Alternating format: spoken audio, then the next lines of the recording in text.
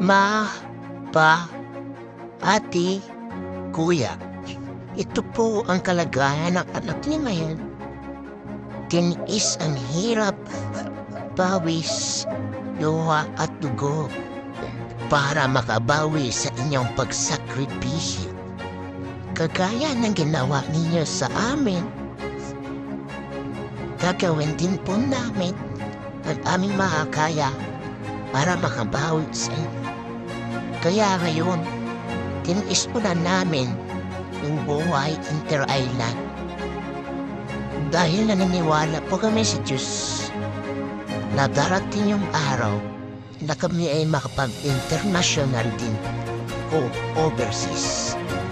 Kaya, ma, pa, ate, kuya, pasensya na po kayo ngayon dahil kami ay wala pang sapat na sahod.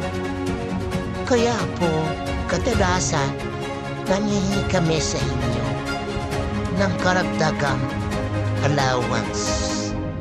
Ma, pa, ate, kuya, miss na namin kayo. Gustuhin man namin umuwi, pero di ba pwede? Tiis lang po muna. Darating yung araw na maging buo din tayo. Ma, pa, ate, kuya, mag-iingat po kayo palagi dyan, ha? Lalong-lalo ka na pa. Huwag na pa nainom dahil may edad ka na.